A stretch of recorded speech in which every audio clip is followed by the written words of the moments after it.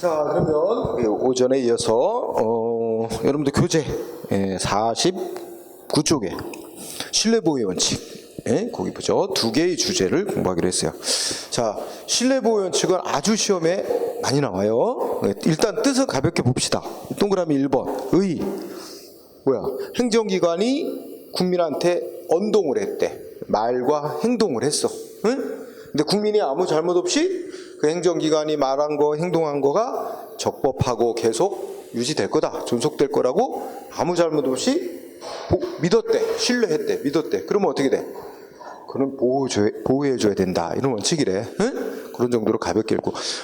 예를 들어서 간단히 생각해서 세금을 면제해주겠다, 그 약속했어. 그래서 나는 세금 면제되는 줄 알았는데 나한테 세금을 갑자기 부과해. 말하고 다르잖아. 이럴 때 이제 나는 세금 내려고 준비했다가 세금 면제해 준다 그러니까 준비했던 돈 다른 데 다 써버렸는데 이제 와서 세금 내라고 다시 세금 부과? 그럼 행정기관이 착각이 있었대. 그쪽이 착각한 거지, 나는 아무 문제 없이 면제해 준다 그래서 나는 써버렸는데, 그지? 이거는 이른바 국민의 신뢰를 깨뜨리는 잘못된 행위, 조치다. 이건 위법이야. 나는 세금 못 내. 이러고 싸울 수 있단 말이야. 응? 건축허가 내준다고 약속을 했어. 그다음 건축허가 되는 줄 알고 설계도 맡기고, 응? 그다음에 자재도 다 사는 거 계약 맺고 다 했는데 해준다고 해놓고 나중에 허가 거부, 신청 딱 허가 내달라, 약속대로 신청해달라, 약속대로 허가 내준다는 약속대로 허가 내달라 신청했더니 거부. 나만 피해보라는 거야? 국민이, 그지? 이런 문제가 있는 거야. 그래서 우리가 개인 간에도 서로 그 자기가 말하고 행동한 거 지켜야 되잖아. 국가도 국민한테 뭔가 말하고 행동한 게 있으면 지켜줘야지. 약속을 지켜야지. 그런 거야. 비슷한 거야. 자, 그래서 근데 거기 동그라미 2번 우리는 이제 신뢰보호의 원칙이라고 이렇게 얘기를 하는데 영국이나 미국에서는 좀 다른 말로 부른대. 응? 무슨 말로 부른대? 둘째 끝에 무슨 단어? 꼭 간단히 밑줄 하나 쳐줍시다. 응? 금반원의 법리. 응? 그때 한자말로 번역한 거지, 그지? 그러니까 말한 거와 반대되는 행위 금지한다, 이런 뜻이지, 그지? 금반원 그냥 간단히 알아두자. 그러니까 전 세계 어느 나라든지 다 이런 거 인정한다는 거지. 자, 다음 페이지 보면 동그라미 1번 나왔어. 자, 첫째 줄에서 아주 중요한 게 있는데, 자, 국민의 신뢰를 보호해야 된다. 이것은 어떻게? 첫째 줄, 법치국가 원리의 내용 중 하나인 법적 안정성. 여기서 중요한 단어가 법적 안정성이야. 가르치고 법률 적합성 그러면 안 된대. 응? 에서 도출된다고 봄이 우리나라의 통솔 판례다, 이렇게 말하면 돼. 제일 중요한 단어가 법적 안정성. 그럼 내가 이걸 한번 여러분한테 질문 한번 해보자. 자, 이런 경우가 있어. 뭐가 있냐면 시장이 A에게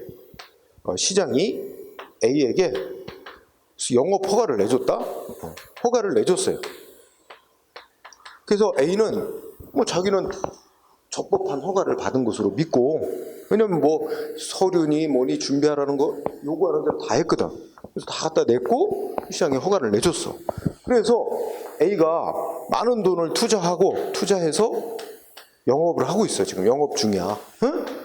영업 중. 그 영업을 하고 있는데 갑자기 행정기관이, 시장이 뭐라고 하냐면 허가 잘못 내줬대. 거기 허가 내주면 안 되는 곳인데 잘못 알고 허가를 내줬대. 그래서 이거 위법한 허가였대. 위법한 허가였다. 응? 라고 주장하면서 이거 위법한 허가였으니 허가를 취소시켜야 되겠대요. 없던 일로. 응? 그래갖고 위법한 허가라고 시장은 뭐라고 하냐면 허가를 취소하려고 그래. 응? 취소하려고 그래. 그러면 이게 이제 시장 측의 주장이야. 허가 취소해야 되겠다. 근데 시장 측은 왜 취소하려고 하냐? 아니, 법에 어긋난 잘못된 조치를 했으니 우리 법치주의 원칙상, 법치행정상 잘못된 조치는 적법한 상태로 되돌려야 되는 게 맞다. 응? 그래가지고 어떻게 돼? 이거 허가 취소해야 된다고 얘기를 주장한 거야. 근데 허가 취소되면 A는 피해를 보잖아. 응? 그래서 허가는 또 저 A는 뭐라고 줘? 아니 위법한 허가가 설령됐다 하더라도 나는 아무 잘못 없다. 행정기관 당신들이 잘못해가지고 위법이 된 거 아니냐. 그러니까 뭐야? 위법한 허가라도 국민의 신뢰를 응? 잘못 없는 신뢰를 보호하는 차원에서 위법한 허가라도 유지시켜줘야 된다. 허가 취소하면 안 된다. 그래갖고 어떻게 돼? 응? 위법한 허가지만 뭐야? 국민은 신뢰 보호를 내세워서 허가를 유지시켜달라. 허가 취소하면 나만 피해본다. 이러고 싸우는 거야 지금. 응? 이게 대립이 생겨. 어떻게 해야 돼? 응? 어떻게 해야 돼? 자, 이것과 관련해서 일단 이런 얘기를 할게요. 우리나라 이제 국가의 기본법이 헌법이죠. 우리 헌법은 국가 운영을 헌법과 법률에 따라 하도록 이른바 이제 법치주의를 선언한 거 있어요. 그래서 우리 헌법상의 법치국가 원리, 헌법상 우리 거기도 법치국가 얘기 나오지? 응? 첫째 줄에 법치국가 원리.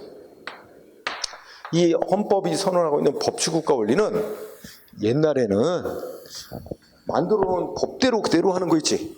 법대로 하는 거. 합법성. 응? 이것만을 강조했어. 그래서 그거를 뭐라고 표현하면 법률 적합성. 응? 이라고. 거기 첫째 줄에 바로 치고 법률 적합성 얘기 써놨지. 법대로 하는 거. 응? 근데 이것만으로 생각을 했어, 옛날에는. 법대로 하는 거. 그지? 그런데 오늘날에 와서는 또 하나 법치국가 원리에 또 하나 중요한 한 축이 있다. 그게 뭐냐면 국가와 국민 사이의 법적 생활의 안정성, 법적 안정성을 유지해가는 게 또 중요한 가치다. 왜냐하면 이런 거 한번 보세요. 국가가 아주 극단적으로 해서 오늘 법을 만들더니 내일 바꿔. 그러더니 그 다음날 또 바꿔 법을. 그러면 국민이 어떻게 돼? 이거 또 바뀔 거야. 그 법 따르겠어? 안 지키겠지? 그럼 뭐 법치국가라는 게 돌아갈 수가 없지. 운영될 수가 없잖아. 그러니까 뭐 법을 만들면 그 쉽게 바꾸면 안 되는 거야. 응? 국민이 그 법을 믿고 행동을 하고 있으니 바꾸려면 어떻게 해야 돼? 바꿔야 될 필요가 있으면 국민한테 뭐 물론 의견도 수렴하고 하지만 바꾼다고 하면 바꿔서도 또 국민 언제부터 이제 바꾸겠다. 그리고 뭐 국민이 준비할 수 있는 시간도 주고 바뀌는 법에 맞춰서 준비할 수 있도록 일정한 유예 기간을 두고 시행을 하든가, 그죠? 그러니까 그동안에 기존의 법에 따라 국민이 생활했던 게 피해 보지 않도록 이런 장치를 하고 바꾸든가 해야지. 무조건 금방금방 바꿔버리고, 그지? 예기치 못하게 이런 우리가 예측 가능하게 국가 운영하자는 법치국가 원리에 어긋나는 게 되는 거야. 그래서 국가와 국민 사이의 법적 생활과 관련해서 안정성을 유지해 가야 하는 것도 법치국가 원리가 운영되기 위해서는 매우 중요한 가치다. 이런 거야. 그래서 여기로부터 국가와 국민 사이의 법적 생활의 안정성을 유지해 가야 된다는 필요성에 의해서 국민의 국가 작용에 대한 신뢰는 보호해줘야 된다. 이게 나온다는 거야. 응? 그런데 이 관계는 어떻게 돼? 이 무조건 법대로 하는 거하고 국민의 신뢰를 보호하는 것은 경우에 따라 어떻게 될 수 있어? 충돌이 될 수 있어요. 그치? 그 충돌되는 관계를 지금 밑에서처럼 지금 위법한 허가인 거 맞단 말이야. 그런데 국민은 아무 잘못 없이 적법하게 허가받은 것으로 믿고 투자해서 영업 중. 자, 이 경우에 그러면 국민의 잘못 없는 신뢰를 보호하자니 허가를 위법한 허가를 유지시켜야 될 것이고, 근데 위법한 허가인데 유지시키면 또 무슨 문제가 생겨? 합법성에 어긋나는 거잖아. 응? 이 법률 적합성을 어기게 되는 거야. 그럼 어떻게 해야 되니? 어느 쪽을 취해야 되기? 합법성을 우선시켜서 허가를 취소하는 게 맞는가? 아니면 상대방 국민의 잘못 없는 신뢰를 보호하기 위해서 위법한 허가지만 유지시키는 게 맞는가? 어떻게 해야 돼 이거? 응? 본인이 시장이야. 어떻게 할래? 신뢰보호처럼 허가를 유지시킬래? 아니면 위법하라고 하니까 취소해야 되겠대. 취소시킬래? 어떻게 해야 해? 시장님 빨리 말해보세요. 결정을 판단을 내려보세요. 응? 어떻게 할 거야? 유지. 국민의 상대방 신뢰보호를 우선시킨대. 유지. 자, 이거는 사람마다 판단이 다를 수는 있어. 근데 이제 옛날 같은 무조건 이거 생각 안 했어. 국민의 신뢰보호라는 건 없었고, 이거 신뢰보호는 이제 2차 대전 이후부터 생겨난 거야. 이제, 응? 국가가 국민에게 여러 가지 이익 주는 작용이 늘어나면서 줬다 함부로 못 뺏게 하기 위해서 그런 거 생긴 거거든.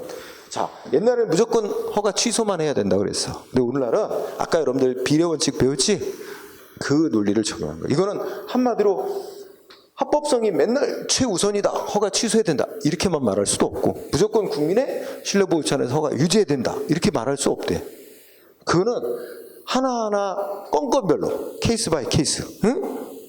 케바케, 응? 그래서 그 사안을 보고 이거를 허가를 취소해야 되는 거는 결국 허가 취소하는 거는 합법성 회복, 그 다음에 공익 목적, 응? 이걸 생각하는 거야. 이 취소시켜야 될 공익 목적상의 필요가 큰가? 허가 이제 와서 취소한다는 건 그렇게 큰 공익에 큰 이득이 되는 건 없는데, 취소하면 상대방이 너무 많은 피해를 본다. 이렇게 되면 이 상대방의 피해가 워낙 크다면 이거 허가 취소 못 시키는 거로 보는 거야. 만약에 그런데도 허가 취소했다면 위법으로 보는 거야. 근데 상대방 피해가 좀 있더라도 허가 취소해야 될 필요가 크다. 공익 목적상 필요가 크다. 그러면 허가 취소 조치 할 수 있는 거로 보는 거야. 그럼 적법으로 보고. 그러니까 이거는 구체적으로 어느 쪽의 이익이 더 크냐, 중요하냐에 따라서 결정할 수밖에 없다. 이게 결론이야. 응? 그래서 이런 일이 많아. 이런 일이 된 거에 소송부터 싸우면 어떤 판결에서는 허가 취소가 맞다. 어떤 판결에서는 취소한 거 잘못했다. 위법이다. 이렇게 판결들이 갈라지고 합니다. 응? 네. 자, 그래서 자기 동그라미 1번 거기 50쪽에 중요한 거 뭐야? 신뢰보호 원칙은 어디서 나온다고? 다시 한번 읽자. 첫째 줄. 법치국가 원리는 법률 적합성과 법적 안정성 두 가지 원칙으로 구성이 되어 있는데, 이 중에 어디서 나온다고? 법적 안정성. 응? 법률 적합성에서 나오는 게 아니야. 네, 그거 중시. 그 다음에 동그라미 2번. 자, 이렇게 이거 신뢰보호 원칙은 원래 옛날에 학자들의 견해와 학설과 법원의 판례에 의해서 일찍이 인정되어 오다가 이제는 법에까지 명시됐어. 그래서 명문화해 놓은 법, 대표적으로 국세기본법, 응? 또 뭐야? 행정절차법 이런 데 있어요. 한 2개 정도 대표적으로. 그리고 또 최근에 올해 3월 달에 만들어진 법 뭐 있다고? 행정기본법에도 명시되어 있어요. 기본법에도 규정이 있습니다. 신뢰보호 원칙, 그것도 거기다 써놓고. 그래서 올해 3월에 제정된 법이라 교재에 반영이 안 됐습니다, 아직. 자, 그렇다면 오른쪽으로 와서 적용 요건. 그렇다면 이제 국민이 신뢰보호 해달라 이렇게 요구해서 보호받을 수 있으려면 몇 가지 요건이 갖춰졌을 때 신뢰보호를 주장해서 보호받을 수 있다. 그래서 거기 일단 대법원 판례가 적용 요건에 이렇게 있어. 거기 한번 쭉 읽어봅시다. 일반적으로 행정기관이 한 행위에 대해서 신뢰보호 원칙이 적용되기 위해서는 첫 번째, 밑줄 쳐서 첫 번째 뭐가 있어야 된대? 거기 둘째 줄에 보면 공적인 견해 표명이 있어야 된다. 그러니까 이것이 다른 말로 바꾸면 행정기관이 국민이 믿게 만드는 어떤 조치를 했어야 된다는 거야. 응? 뭐 허가해 준다고 약속하거나 이미 허가를 내줬거나, 그지? 공적인 견해 표명이라는 걸 행정기관이 국민한테 먼저 했어야 되고, 두 번째, 셋째 줄에 있네, 그지? 신뢰를 했어야 돼. 상대방 국민이 그 행정기관이 한 공적 견해 표명이 적법하고 정당하다, 신뢰를 했어야 된대. 응? 그리고 그렇게 신뢰한 거에 뭐가 없어야 된대? 셋째 줄 중간에 귀책 사유가 없어야 된대. 응? 그 귀책 사유라는 건 글자 그대로 풀면 무슨 단어일까? 책임할 때 책, 그지? 돌아갈 귀. 그 상대방 국민에게 책임이 돌아갈 수 있는 잘못이 없어야 된다는 거야. 그러니까 귀책 사유를 좀 쉬운 말로 하면 잘못이 없어야 돼, 개인한테. 예를 들면 개인이 뭐라고 못했어? 이런 경우 허가를 받아냈는데, 행정연합도 허가를 받았는데 허위 신청서를 해가지고 가짜 신청서 뭐 거짓말하고 해가지고 부정한 방법으로 허가를 받았어. 그런데 허가는 일단 나왔지만 이게 부정한 방법으로 신청이 허위로 신청해서 허가가 됐다는 걸 뒤늦게 행정기관이 알고 이건 위법한 허가였다. 허가 취소. 찍소리 못해. 왜? 본인 잘못이 있기 때문에. 본인 잘못이 없어야 허가 유지시켜달라 이런 거 할 수 있는 거야. 그래서 귀책 사유가 없어야 돼. 응? 그 다음에 뭐 있어? 그 다음에 넷째 줄에 상대방 국민이 가만히 마음속으로 이건 적법하고 정당한 조치야 라고 신뢰하고 있었다. 마음속으로 신뢰하고 있었다. 이거를 보호해 준다는 게 아니라 믿고, 행정기관의 말과 행동을 믿고 뭔가 행위를 한 게 있어야 돼. 응? 그거를 넷째 줄에 뭐라 했어? 어떤 행위를 했어야 된다 그러지? 믿고. 응? 그럼 예를 들어서 이런 거 한번 생각해봐. 여러분들 지금 우리 행정법 공부하고 있잖아? 시험 과목으로 내년 시험 대비해서? 그는 이미 정부에서 뭐라고 발표했어? 시험 과목에 행정법 이렇게 필수로 본다. 이게 명시했기 때문에 그거 믿고 공부하고 있는 거잖아. 그 열심히 공부를 했는데 내년 시험 보기 한 달 전에 시험 과목 싹 바꿔갖고 행정법 안 본다 이래버리면 어떻게 하겠어? 그리고 딴 과목으로 본대. 황당하지? 이럴 때 문제되는 게 신뢰보호 원칙이야. 아니 그러면 어떻게 써야 돼? 행정기관은. 아니 그렇게 과목을 바꿀 것 같으면, 그러니까 바꿀 필요가 있다면 바꾸더라도 한 2년 뒤부터 바뀐 과목으로 시행한다는 이렇게 유예 기간을 두고 바꿔서 수험생들이 준비할 시간을 줘야지. 응? 바꾸자마자 바로 시행하는 게 어딨냐? 응? 그럼 기존에 발표된 대로 공부한 사람들만 피해 보라는 거냐, 그지? 문제 생기지, 그죠? 네, 여러 가지 신뢰보호 원칙이 그래서 여러 군데에서 문제가 생깁니다. 자, 그럼 내가 왜 얘기하냐? 여러분들이 그동안 정부가 시험 과목이라고 발표한 거 믿고 공부하는 행위를 했잖아. 응? 행위를 했어요. 건축허가 내준다는 말을 믿었다, 가만히 있었다고 그 보호해준다는 게 아니라 허가내준다는 말을 믿고 뭐 했어야 돼?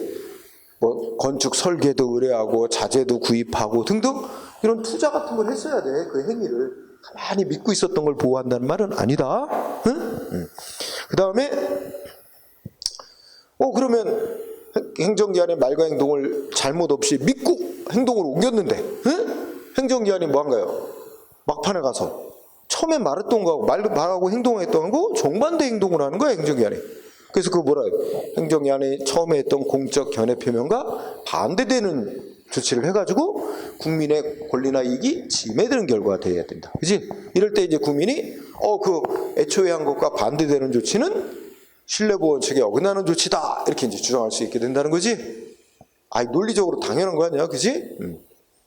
다만 이제 마지막 논점이 보면, 그러나 이렇게 앞에서 말한 요건들이 다 충족이 돼도 상대방 국민이 신뢰보호해달라 해서 보호가 될 수 있으려면, 만약에 행정기관이 맨 처음에 국민한테 뭐 영업허가 내준다 하고 약속을 했는데 막상 나중에 뒤집어서 허가 거부, 그지?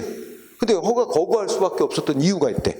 뭐냐면 허가를 내주게 되면 공익에 큰 지장을 가져올 우려가 생겼다는 거야. 응? 아니면 또 다른 국민들의 이 제3자라고 하는 게 다른 국민들에게 큰 피해가 생길 수 있대.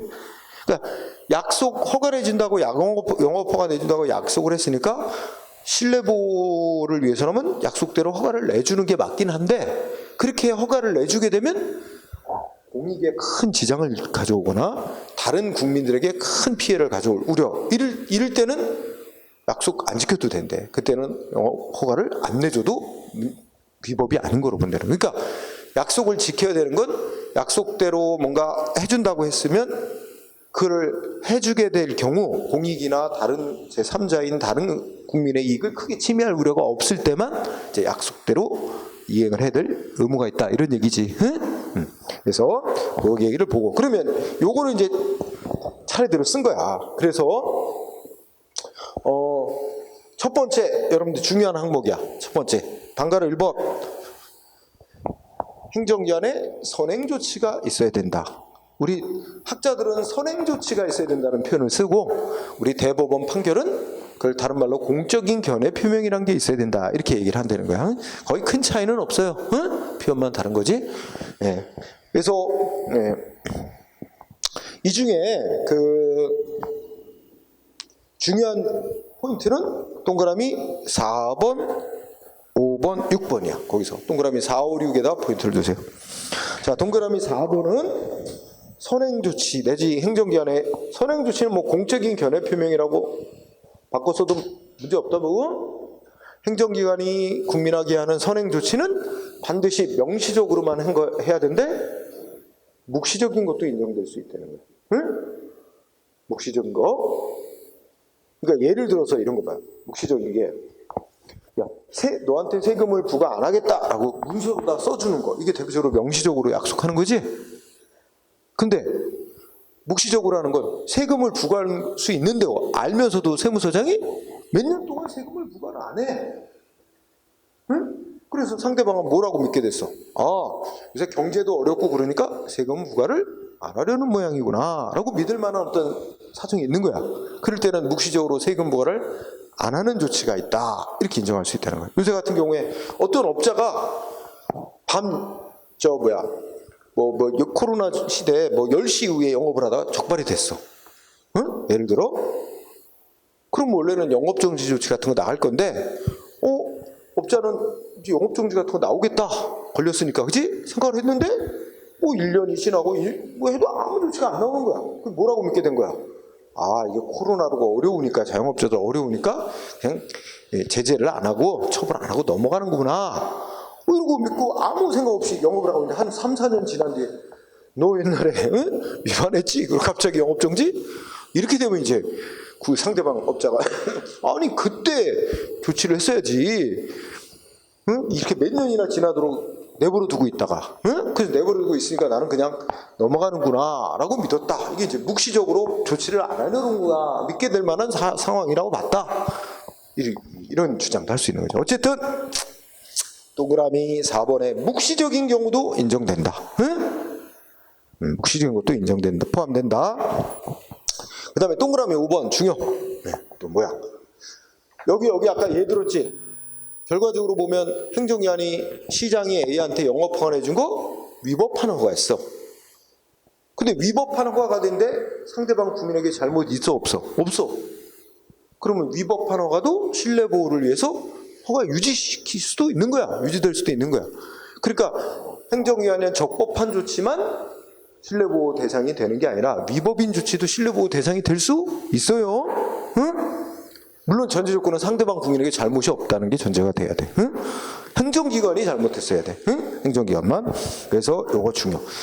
위법한 행위도 포함된다. 그 다음에 동그라미 6번. 이거는 이렇게 예를 들어봐. 자, 이런 거 한번 생각해. 내가 여러분이 건축 허가를 받고 싶어. 여러분이 소유하고 있는 땅에 5층짜리 건물을 지으려고 그런다. 가정해봐. 그래서 이게 건축 허가 되는지 안 되는지 잘 몰라서 시청에 찾아갔어. 건축 허가 되는지 안 되는지 알아보려고. 그지? 그러면 원래 건축 허가는 누가 내줘? 시장이 최종 권한자야. 시장이 내줘. 그럼 여러분들이 시장 만나서 허가 내준다고 약속받아? 시장 안 만나줘요. 응? 누구 만나겠어? 담당 공무원들 만나겠지? 건축과 담당 공무원들. 그지? 건축과 찾아가서 내 어디에 있는 내 땅에다가 이런 용도의 5층짜리 건물을 지으려고 한다. 이거 허가가 될 수 있는지 좀 답해달라. 담당 공무원이 검토하더니 거기는 건축이 허가 다 법적으로 문제 없는 지역이네요. 당시 지으려는 건물도 문제 없고. 그래서 정식으로 필요한 서류랑 뭐뭐 갖춰서 건축허가 신청하면 허가 됩니다 라고 약속을 했어. 그치? 그 담당 공무원이 그래갖고 나 허가 된다고 말을 믿고 아까 말한 대로 건축 설계도 설계사한테 맡기고 건축자재도 사고 다 준비 진행하면서 이제 정식으로 허가 신청서를 냈어. 그랬더니 거부. 왜 거부하냐 그랬더니 시장이 거부했는데 최종 결정권자인 시장 내가 약속한 거 아니지 않냐. 밑에 애가 약속했다. 밑에 담당자가 약속한 것뿐이다. 최종 결정권자가 약속한 거 아니니까 안 지켜도 된다. 이런 식으로 나온단 말이야. 이거 말 된다 안 된다? 안 된대. 응? 그래서 거기 보면 이 신뢰보호의 대상이 되는 공적 견해 표명은 반드시 처분청. 지금 예를 든 거면 최종 결정권자를 우리가 처분청이라고 생각하면 돼. 응? 시의 최종 결정권자가 시장 아니야? 도에는 도지사고, 그지? 그런 최종 권한자가 하는 것만이 아니라 그 밑에서 시장, 도지사를 보조하는 담당 공무원이 국민한테 뭔가 약속하고 말하는 것도 다 이거 신뢰보호의 대상이 되는 행정기관의 선행 조치로 보는 거예요. 응? 자, 이렇게 4, 5, 6 여기를 중시하고 다음 페이지 갑시다. 그럼 판례. 자, 다음 페이지 판례 보니까 신뢰보호 원칙의 적용 범위 나왔는데 밑줄 데 보니까 뭐야? 우리나라 제일 많이 그동안에 많이 바뀌었던 게 대학 입시제도 같은 거잖아. 입시제도도 신뢰보호의 대상이 되는 거래. 그러니까 입시제도 함부로 바꾸면 안 되고, 바꾸더라도 기존의 입시제도 발표한 거에 따라서 공부해온 수험생, 학부모 이런 거 신뢰를 보호하는 차원에서 뭐 몇 년의 유예기한을 두고 시행하도록 이런 식으로 해야지. 응? 네. 자, 여기 중요한 판례 있어요. 공적 견해 표명 판단 기준 제목 다른 거 있지? 아주 중요합니다. 즉 공적 견해 표명에 해당하면 그걸 믿으면 신뢰보호 받을 수 있는 거고, 공적 견해 표명이 아니라고 판정 나오면 그건 믿었어도 보호 못 받는 거지. 그러니까 이게 신뢰보호 받을 수 있는 신뢰보호 대상이 되는 공적인 견해 표명이냐 아니냐, 응? 이거 판단하는 기준인데, 자 거기 읽어보되 핵심은 뭐야? 두째 줄에 반드시 행정조직상의 형식적인 권한 분장에 구애될 것은 아니고, 이게 중요하죠. 그러니까 형식적인 권한만 갖고 따질 문제가 아니래. 행정기관의 형식적인 권한만 가지고 판단 내릴 게 아니고, 실제 끝에부터 읽어보자. 담당 공무원의 조직 내의 지위와 임무, 말과 행동을 하게 된 경위, 또 상대방 국민의 신뢰 가능성, 이런 거 다 고려해서 실질적으로 판단해야 된대. 응? 조직상의 형식적인 권한만 갖고 판단할 게 아니고 실질적으로. 응? 네, 잘 나오는 거고 알아두세요. 자, 그러고 나서 그 판례 중에 여러분들이 53쪽에 보세요. 53쪽에 보면 3번 판례를 보도록 합니다. 3번 판례. 3번 판례 보니까, 자, 보건사회부 장관. 지금은 뭐라고 부르지? 지금은 보건복지부라고 그러잖아. 응?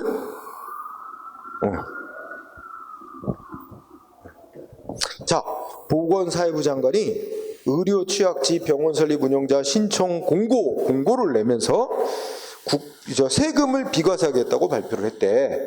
그럼 이걸 한번 해보자. 우리 저 도시 지역 수도권 이 대도시에만 병원들이 몰려 있잖아. 지방에는 병원이 없잖아. 그치? 그 심각한 문제야. 응? 그래서 지방에 사는 사람들은 병나도 그냥 먼 거리를 앰뷸런스 해가지고 막 몇 시간을 가야 되고, 그지? 가는 동안에 사망해버리고, 그지? 이거 참, 그런 면에서도 억울해. 응? 지방에서. 그러니까 다들 수도권으로 다 몰리고, 그지? 이게 계속 더 그래. 그래서 정부는 열심히 노력해서 지방에 인구가 많지 않아도 뭐 병원이나 이런 게 제대로 그 큰 병원이, 그지? 있어야 돼, 곳곳에. 그래야 지방에도 살지. 그러니까 그 정부는 뭐 지방의료원, 뭐 이렇게 지방의 보건소 이런데 좀 의사들 이렇게 연봉 많이 주고, 응? 유치하려고 그래도 안 간대. 도시 살라고 의사들도 적게 받아도 도시에 살겠대. 참 그것도 어려운 일이야. 응? 참. 예. 자, 그러면 3번 판례는 이렇게 그런 사정 때문에 우리가 지방에, 특히 시골이라고 말하면 좀 그렇지만 대도시가 아닌 지방에 병원을 설립하고 운영하는 자에게는 각종 세금을 면제해 준다고 누가 발표했어요? 보건사회부 장관이. 그래서 이 말을 믿고 그 현대그룹인가 어디 거야? 그래서 강원도 홍천군에 땅을 사고 대형 병원을 졌어요. 그랬는데 갑자기 홍천 군수가 그 땅 사고 병원 건물 짓는 거에 대해서 뭐 취득세라고 하는 세금을 엄청 부과한 거야. 이거 말과 다르지 않느냐? 세금 면제해 준다고 해놓고 왜 세금을 부과하냐? 소송으로 싸웠어요. 현대 측에서. 이 쟁점이 뭐냐? 이거야. 아니, 보건사회부 장관이 세금을 부과하거나 세금을 면제시켜줄 권한이 있을까? 보건사회부 장관, 보건복지부 장관은 세금에 관한 권한은 아무것도 없어요. 세금을 면제해줄 권한도 없는 보건사회부 장관이 세금 면제해준다고 발표했대. 이건 권한도 없는 자가 한 거 믿을 바 못 된다는 거야. 이거 믿은 게 이게 보호해야 되느냐? 권한도 없는 자가 한 거, 이게 쟁점이 된 거야. 그러면 아까 말한 게지만 우리 행정조직의 형식적인 권한만 갖고 따진다면 보건사회부 장관이 세금 면제권도 없는 자가 세금 면제해 준다고 한 거, 이건 뭐야? 권한도 없는 자가 한 거라서 이거는 공적인 견해 표명이라고 볼 수가 없다. 이 신뢰했어도 보호 못 받는다. 세금 보관은 적법이다. 이런 논리로 가게 되는 거야. 형식적인 권한만 갖고 판단을 하면.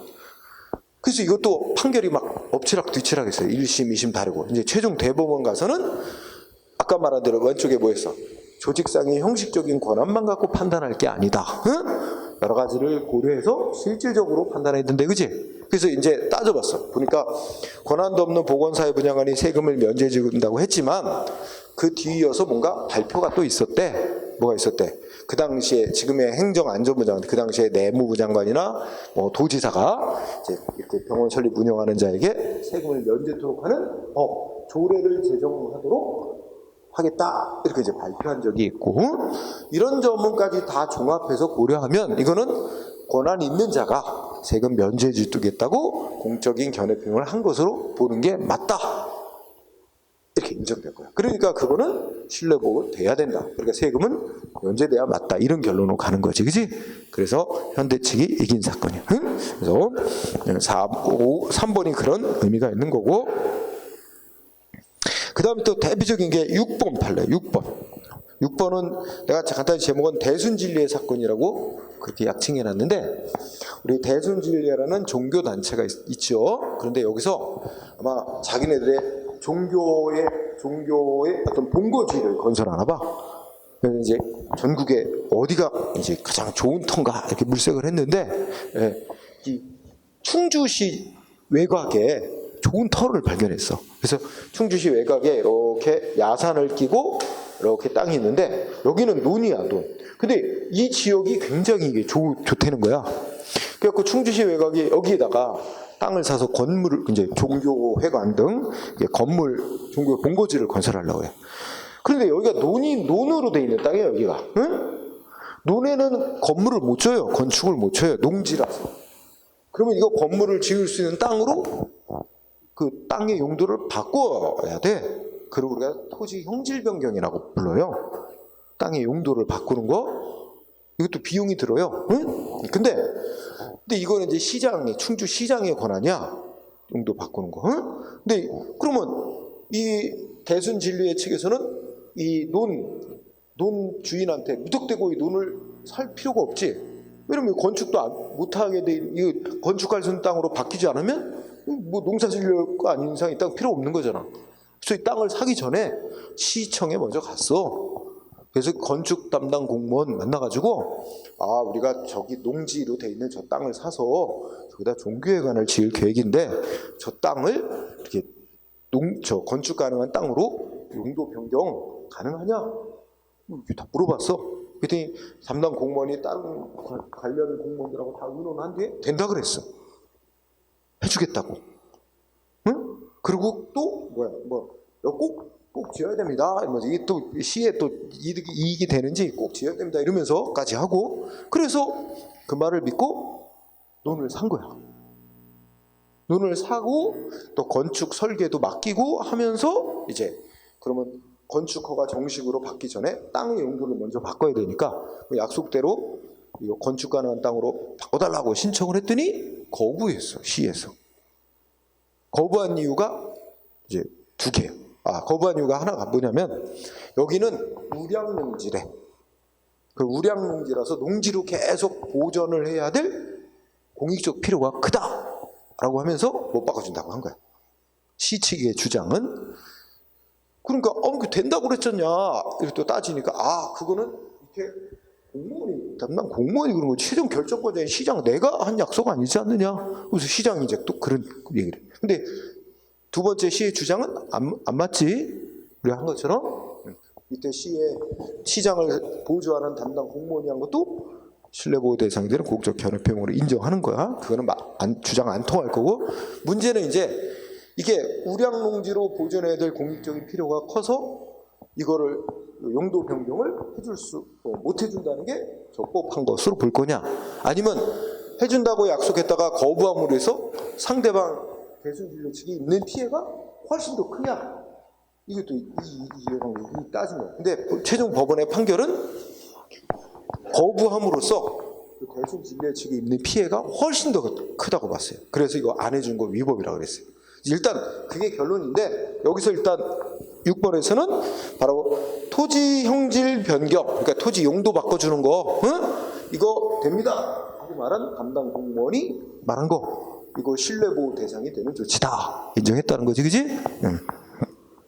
그래서 그런 것들이 쭉 나와요. 뒤에 이제 밑에 보면 반대로 이 중에 하나 더 하면 위에 2번도 여러분들 공부하세요. 위에 있는 거 2번은 이게 일종의 비과세 관행을 인정한 거야. 그러니까 뭐 4년 동안 세금 한 건도 부과 안 해오다가, 그지? 갑자기 막 몇 년치 세금을 일시에 부과한 거. 그러니까 그동안에는 그 세금 부과 안 될 것을 안 해왔고, 이제 안 하려는 의도가 있구나 하고 믿게 된 마당에, 그지? 그래서 일종의 비과세 관행을 신뢰보호 대상으로 인정한 사례고, 자, 맨 밑에 보면은 이제 공적인 견해 표명이 아니라고 한 사례가 나옵니다. 그죠? 그래서 다음 페이지 보니까, 자, 1번 착오. 그러니까 세무서장이 몇 년간 세금을 부과 안 해왔대. 근데 왜 안 해왔어? 이거 세금 부과해야 되는데 세금 부과 대상이 아닌 거로 착각을 했을 때 착오. 그럼 착오가 있었다면 몇 년 동안 세금을 부과 안 했어도 세금을 부과 안 하겠다라는 묵시적인 의사가 있다고 볼 수 없다는 거지. 몰라서 부과를 안 해온 거잖아. 착오로. 알면서도 부과 안 해왔다면 달라져요. 몰라서 착오로 그랬다면 이거는 신뢰보호의 대상이 아니다. 묵시적으로 비과세하려는 의사가 있다고 볼 수 없다. 1번. 2번은 상대방 국민이 추상적인 질문을 해왔어. 거기에 대해서 일반론적인 얘기를 해줬어. 첫째 줄, 그지? 그 정도 간단히. 아주 이걸 간단히 얘기하면 여러분이 이제 행정기관에다 질문했대. 내가 지금 저 사회복지직 공무원이 되고 싶은데 사회복지직 공무원 되려면 어떻게 해야 돼요? 그랬더니 이건 절차 어떻게 뭐 시험을 보고 어떻게 해서 사회복지직 뭐 2급 이상 자격증이 있어야 되고 시험을 보고 어떻게 이렇게 됩니다 하고 이제 전반적인 얘기를 해줬어. 그거는 일반론적인 얘기를 해준 거지. 당신을 사회복지 공무원으로 채용하겠다 그거 아니잖아. 그런 거 비슷한 거야. 응? 자, 이때 4번이 아주 시험 문제 잘 나옵니다. 4번, 6번. 자, 4번 아주 잘 나오니까 보면은 4번은 이거야. 시험은 이거 한 3줄 정도밖에 안 나와. 이 정도. 근데 4는 뭐냐면 이제 자기 아들이 일본에 뭐 가 있어. 근데 그 아버지가 그 아들이 아직 군대를 안 갔다 왔어. 그래서 이제 자기 아들의 병역 관계가 어떻게 되는지 알아보려고 아버지가 병무청을 찾아갔어. 병무청 그 문을 열고 딱 들어갔는데 이거 어디로 가서 이거 뭐 상담 물어봐야 될지 모르겠는 거지. 일단은 갔는데, 그지? 뭐 이렇게 어디로 가야 될지 잘 모르니까 뭐야? 누가 다가왔어. 그랬더니 무슨 일로 오셨어요? 그래서 우리 아들 병역 관계 때문에 좀 알아보려고 왔다. 그랬더니 이리 오세요. 거기 앉으세요. 하고 한참 막 이렇게 얘기를 했어. 그랬더니 그 공무원이 뭐 이렇게 사례집, 행정 업무 사례집을 펼람이라 그래. 그걸 쭉 살펴보더니 이 비슷한 사례의 경우에 보니까 이 병역 면제네요. 뭐 엄마 아버지가 어렸을 때 이혼했고 뭐 등등 뭐 이런 경우면 이거 면제네요. 면제라고 얘기를 해준 거야. 그래갖고 자기 아들이 면제인 줄 알았어. 그래갖고 하여튼 뭐 아들이 이제 다시 일본에서 돌아왔어. 그래갖고 이제 면제된 줄 알았는데 갑자기 병무청에서 뭐 나왔어? 현역병 통지서가 나온 거야. 입영 통지서. 그러니까 아니 면제라고 얘기해놓고 현역병 입영 통지 처분 보내는 게 어딨냐? 신뢰보호 위반이라고 싸웠단 말이야. 그지? 근데 뭐라고 변해서 신뢰보호가 안 된대. 그러면서 뭐라 그랬어? 담당 부서 담당 공무원에게 정식으로 서면 질의 같은 걸 해서 답변을 받은 게 아니고 단지 총무과 민원팀장이 그냥 민원 봉사 차원에서 상담에 응해 안내해 준 조치는 병무청의 공적인 견해라고 말할 수가 없다. 그거는 믿었다 그래도 보호 대상이 될 수 없는 거래. 뭐 보호 못 받은 거야. 아주 잘 나오고 6번도 잘 나와. 6번은 헌법재판소에서 법률위원이라고 결정하는 거지. 헌법재판소에서 법률위원이라고 결정하는 거. 이거는 뭐야? 이거는 그냥 어떤 법률이 헌법에 어긋난다 하고 선언하는 거지, 뭐 특정한 국민에게 뭔가를 약속하는 건 아니잖아, 그지? 그래서 이거 공적인 견해 표명이라고 볼 수가 없어서 신뢰보호 대상이 되는 조치가 아니다. 응? 6번 잘 나오고, 그 다음에 뭐 잘 나오는 거 8번, 9번 또 잘 나온다. 8번, 9번. 8번 판례는 이거 읽을 때마다 나는 열받아. 우리 판결이라고 다 무조건 옳다고 100% 옳다고 믿을 수는 없는 거야. 다만 판결을 그렇게 내렸으니까 우리가 수험생으로 그렇다고 이제 시험은 답변을 해야 되지만 나는 동의할 수 없는 판결도 있어. 응? 그래서 이제 뭐라 했냐면 거기 중요한 단어가 면세사업자용 사업자 등록증 교부야. 응? 면세사업자. 그러니까 예를 들어서 여기 봐, 술집 영업하는 사람이 있다. 그러면 시장한테 신청해서 영업 허가를 받습니다. 허가는 시장한테 받고 또 세무서에 가서 등록을 해야 돼. 자기가 이제 영업한다고 세금 관계 때문에 세무서장에게 가서 등록을 해야 돼요. 영업한다는 사실을. 그러면 세무서장에서 등록을 하면 허가받은 거 허가증 가지고 와서 등록을 하면 세무서장이 등록했다고 등록증을 내준단 말이야. 사업자 등록증이라고. 그지? 그래서 보통 뭐 영업집에 가면 사업자 등록증이라고 이렇게 붙여놓은 경우 보는 경우도 있지. 그거 게시하게 돼 있어, 원칙적으로. 자, 사업자 등록증을 내주는데 뭐라고 써있을 때 면세사업자용 사업자 등록증, 이렇게 면세사업자라고 써 있는 거야. 그럼 뭐라고 믿겠어? 아, 내가 하는 영업은 세금이 면제되는 사업이구나, 면세되는 사업이라고 생각하고 세금 안 낸 거지. 응, 당연히 그렇게 써 있으니까. 그리고 몇 년 동안 아무 조치도 없었어. 그러다 갑자기 몇 년 지났는데 너 왜 세금을 신고하고 내야 되는데 왜 세금 안 냈느냐? 그러면서 왕창 세금 물리고 그동안에 제때 안 냈다고 또 더 내게 해요. 열받잖아. 아니, 너 분명히 세무서장이 면세사업자라고 써줬지 않냐? 그리고 나는 면세되는 자인 줄 알고 안 낸 거지. 따졌단 말이야, 그지? 그래서 소송까지 붙었지. 응? 근데 뭐래? 그지 같은 판결이에요. 응? 아니, 일반 국민의 입장에서는 행정법을 잘 모르는데 어떤 깊이 있는 행정법 논리를 알 수도 있는 것도 아닌데, 그지? 여기 보면 어떤 논리야?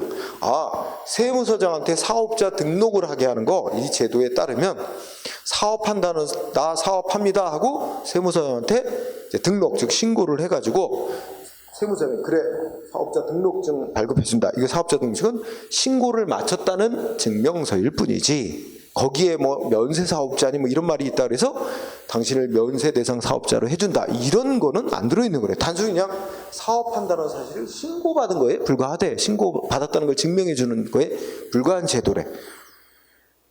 그러면서 거기에 면세사업자라고 써 있어도 그건 면세대상이라고 해준 조치 아니다.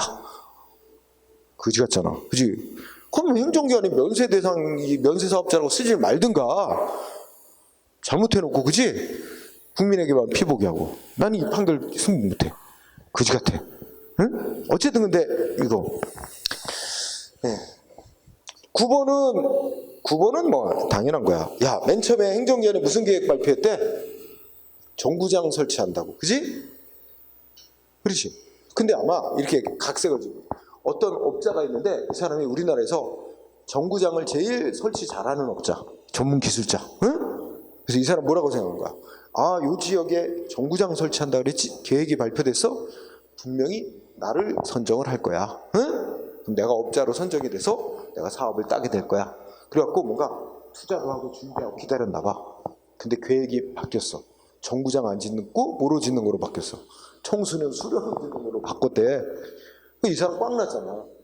그러니까 아니, 맨 처음에 계획대로 정구장을 지어야지, 정구장 설치한다고 계획 잡고 내가 투자했는데 바꿔버리는 게 어딨냐. 그 바꾸는 통에 나는 많은 피해를 입었다, 재산 피해를. 그 물어달라고 요구한 거야. 근데 가만히 생각해봐.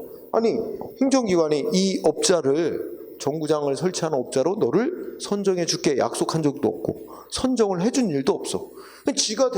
자기가 될 거라고 믿고 자기가 먼저 알아서 움직인 거에 불과. 자기 책임이야. 그지? 만약에 행정위원회 이 사람을 선정해 준다고 약속을 했다든지 업자로 선정을 해주다, 그러면 달라져, 문제가. 근데 그런 거 아무것도 아무것도 없는 거야. 본인이 지레짐작으로 움직인 거야. 그 본인 책임이야. 이거 아무런 피해 보상 안 해도 된다. 응? 뭐가 신뢰를 줄 만한 게 없었다는 거야. 그 업자한테. 그 다음에 또 중요한 거 15번 판례. 15번 판례 꼭 중시하세요. 15번 판례. 자, 15번 판례는 자, 폐기물 처리업 사업계획에 대한 적정 통보해주는 속에 해당 토지에 대해서 형질 변경 허가해준다는 공적 견해 표명이 들어있다고 볼 수 없다야. 응? 이게 중요한데, 요거는 이 말만큼 무슨 말인지 못 알아먹을 것 같아서 내가 부연 설명을 좀 하면 이런 겁니다. 일단 우리나라에서 무슨 폐기물 처리 사업이란 건 뭐 하여튼 뭐 쓰레기, 생활 쓰레기도 있고 건축 폐기물도 있고 폐기물이 여러 가지가 있어. 응? 하여튼 근데 폐기물 처리 사업을 하려는 자는 허가를 받아야 되는데, 응? 허가를 받기 위해서는 법이 정한 사업 내용, 법이 정한 요건에 맞아야 되고 또 많은 돈을 투자해서 시설도 설치를 해야 돼요.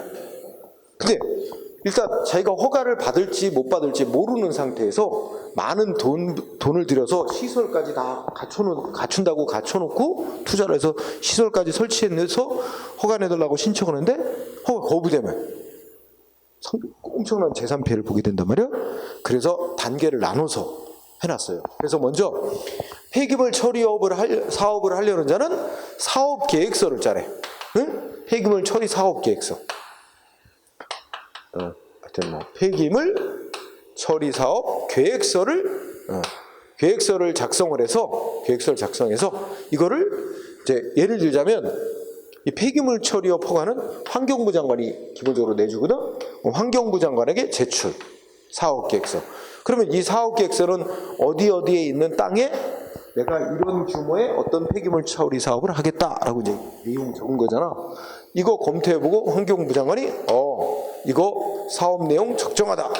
적정하다고 통보를 해줍니다. 신청자에게. 그러면 이 적정하다고 통보를 받은 자는 어떻게 돼 이제? 사업 내용은 문제 없다고 인정을 받았으니 이제는 나머지 요건 돈 들여서 시설을 갖추는 게. 그 다음에 그래서 그러면 적정 통보를 받은 자는 시설을 설치해서 이제 신청을 합니다. 그러면 행정기관은 요게 1단계 사업 내용, 사업 계획서 검토하는 게 1단계. 그럼 통과. 2단계는 시설 설치가 제대로 됐나? 법이 정한 요건 맞춰서 시설 설치했나? 검토한 뒤에 최종 허가 이렇게 내주는 거야. 응? 이런 단계인데 지금 자, 여기 있는 땅에다가 A가 폐기물 처리 사업을 하겠다고 계획서를 작성해서 냈어. 그때 환경부 장관이 검토하더니 환경부 장관이 이 사업 계획 문제 없네. 그리고 적정 통보를 해줬단 말이야. 그 다음에 이제 적정 통보 받았으니까 이 A는 어떻게 해야 돼? 시설을 설치해야 최종 허가를 신청할 거 아니야?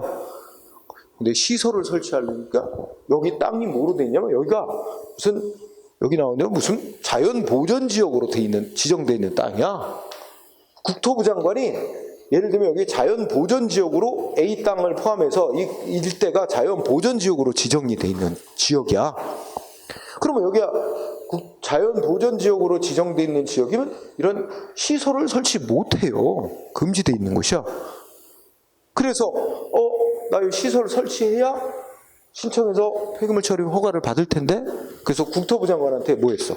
자연보전지역으로 지정되어 있는 이 땅을 시설 설치가 가능한 용도의 땅으로 바꿔달라고 신청을 했어. 응? 그랬더니 국토부 장관은 안 돼. 거기는 자연환경 보존을 해서 보존의 필요성이 큰 지역이라 이거를 용도를 못 바꿔준다. 거부한 거야.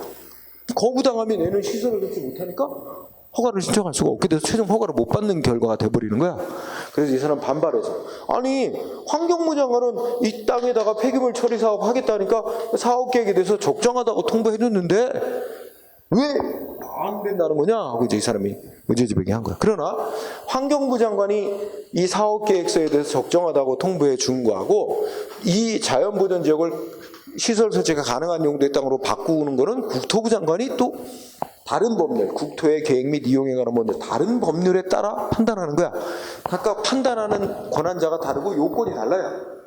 이거는 환경부 장관이 검토한 거고, 이거 어떤 국토를 어떻게 어떤 용도로 바꾸고 뭐 하는 거는 국토의 계획 및 이용에 관한 법률에 따라 국토부 장관이 판단하는 거고, 이거는 폐기물 관련 법에 따라 환경부 장관이 판단하고, 관련 법이 정한 요건, 법도 다르고 요건도 다르고 판단 권한자도 다르기 때문에 환경부 장관이 사업 내용 적정하다고 통보해줬다 그래도 이 땅을 시설 조치가 가능한 용도의 땅으로 바꿔준다 하는 것까지 거기에 포함되어 있는 거 아니라는 거야. 그거는 별도로 다른 기관이 판단할 문제이지. 응? 그래서 사업 계획에 대해 적정 통보해 준 조치 속에 그 폐기물 처리 사업을 내는 예정 토지, 예정 부지에 대해서 토지 용도 변경 신청하면 그것까지 다 해준다 하는 취지의 공적 변해 비용까지 포함되어 있는 건 아니다. 응? 대비적으로 보세요. 그 다음에 다음 페이지 가서 하나 더 할까?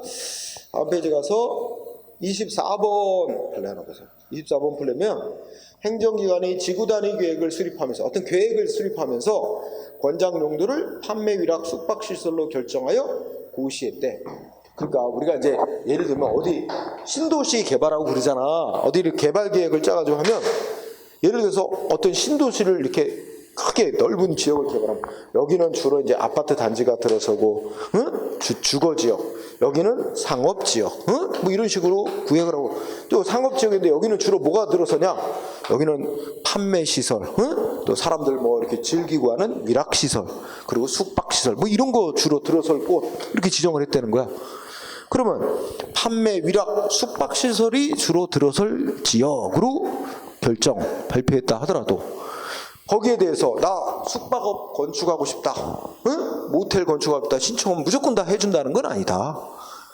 거기는 주로 그런 것들이 들어설 지역, 들어서는 게 허용될 지역이라는 거지 아무나 신청하면 다 해준다는 건 아니다. 그건 또 거기에 너무나 모텔이 벌써 포화 상태일 정도로 많이 들었어. 그러면 추가로 나중에 신청하는 사람 거는 거부할 수 있는 거지. 무조건 신청하면 다 해준다는 그런 거는 아니다. 이런 의미입니다. 거부한 거에 대해서 싸웠다가 진 거지, 그지? 응? 자, 그래서 이렇게 공부하고 그 다음에 다음 페이지 58쪽. 아이고 58쪽은 조금 쉬었다 가자.